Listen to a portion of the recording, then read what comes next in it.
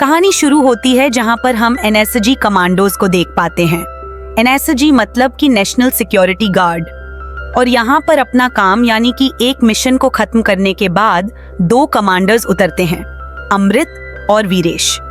जैसे ही ये लोग वापस आते हैं तो इनके जब्त हुए मोबाइल इन्हें वापस मिलते हैं ताकि ये लोग अब अपने घर पर बातचीत कर सकें। तभी वीरेश बताता है कि तुलिसा के ढेर सारे मैसेज आए हुए हैं, जरा बात कर, क्या बात होगी। और जैसे ही अमृत अपना फोन चेक करता है तो उसे मालूम चलता है कि तुलिसा की अगले दिन सगाई होने वाली है और वह ऐसा होने देना नहीं चाहता, इसलिए वह भी उससे मिलने के लिए कानपुर निकल जाता है। अब यहाँ पर उसकी अच्छी खासी सगाई चल रही होती है। सगाई में बहुत सारे लोग आए हुए होते हैं और उसके पिताजी बलदेव सिंह राठौड़, जो इस शहर के नामी गिरामी अफसर होते हैं। जैसे ही अमृत उसे भाग चलने की बात करता है, तुलिसा कहती है, नहीं, इस वक्त अगर मैं भागी तो पापा की बदनामी होगी और बहुत सारी गलत बातें होंगी। हम साथ में जीना चाहते हैं, मरना नहीं चाहते, क्योंकि पापा को ये बिल्कुल भी गवारा नहीं होगा। इस चक्कर में हम अगले दिन भागेंगे।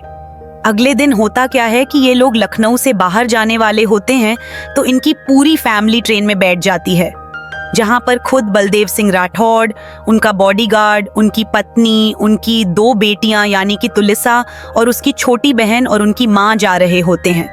इसी बीच रात को हम इस कहानी के मुख्य विलन यानी राघव जुयाल को देखते हैं। तो बेसिकली वो अकेला नहीं होता, उसका पूरा परिवार चोर डकैती के काम में लगा हुआ होता है।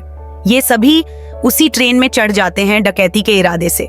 अब इस ट्रेन में हम अमृत और तुलिसा को देखते हैं, जहां अमृत ट्रेन के ऊपर बैठकर उसे शादी के लिए प्रपोज करता है। तुलिसा भी इसके लिए हाँ बोल देती है, मगर उन्हें क्या पता था कि एक बहुत बड़ा खतरा उनकी तरफ आ रहा है। अब ये सभी डकैत ट्रेन की 4 बोगियों को पूरी तरह बंद कर देते हैं ताकि उनमें से कोई बाहर ना निकल पाए। वहां ताले वगैरह लगा देते हैं और जैमर से सभी सिग्नल्स को जाम कर देते हैं ताकि कोई फोन कॉल ना कर सके।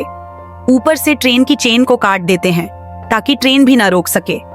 और अब एक एक करके सभी लोगों से चोरी करने लगते हैं, ढेर सारा पैसा ऐंठने लगते हैं। मगर इसी बीच अपने जो ये दोनों कमांडो होते हैं, ये इनसे लड़ भिड़ जाते हैं। पर्सनली कहूं तो इस मूवी को देखने के लिए अच्छे तगड़े दिल की जरूरत है, क्योंकि जिस हिसाब की मार काट मची है, अगर आप कमजोर दिल के इंसान हैं तो बिल्कुल ना देखें। इनफैक्ट इस वीडियो को भी अभी बंद कर दें, नहीं तो आपको उल्टी वगैरह आ जाएगी। खैर, मैं भी एडिटिंग के वक्त ध्यान रखूंगा कि ज्यादा ब्लड शेड सीन ना दिखाऊं। अब यहाँ पर ये सब ब्रूटली मार काट कर रहे होते हैं।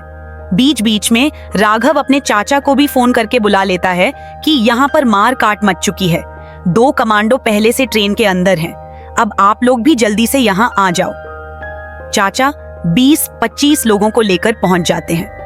अब ट्रेन के अंदर एक तरफ आम लोग यानी गरीब लोग अपनी जान बचाने के लिए इधर उधर भाग रहे होते हैं, वहीं दूसरी तरफ ये डकैत लोग उनकी चोरी करके ढेर सारा माल लूटना चाहते हैं।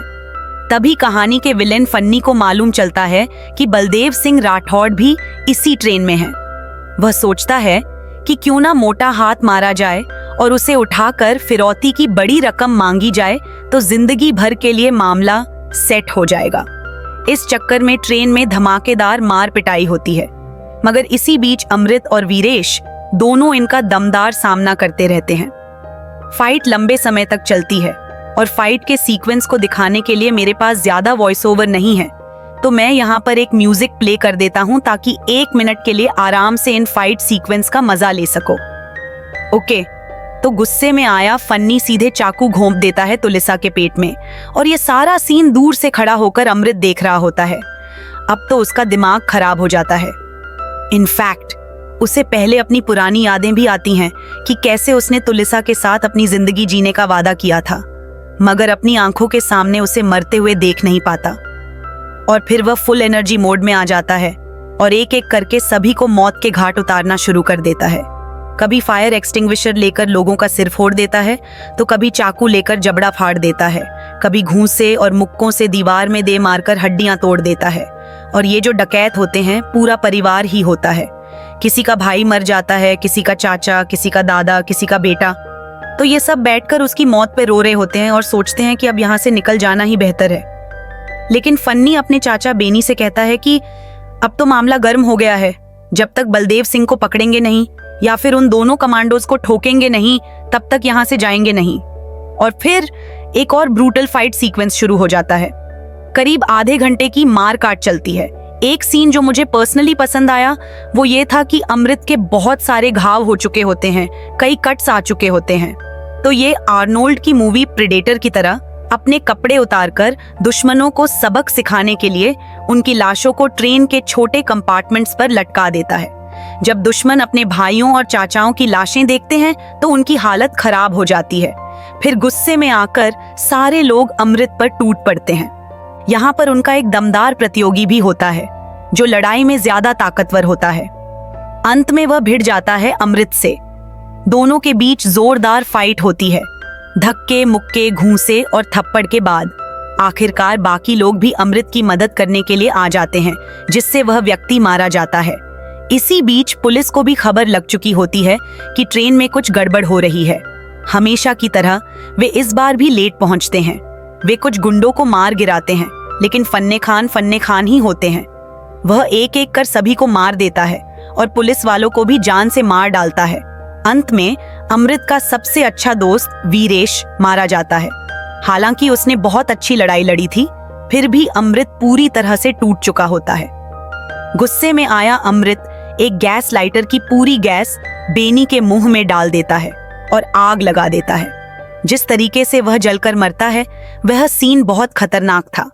फिर क्या होना था, मूवी के अंत में विलेन की ब्रूटल पिटाई होती है।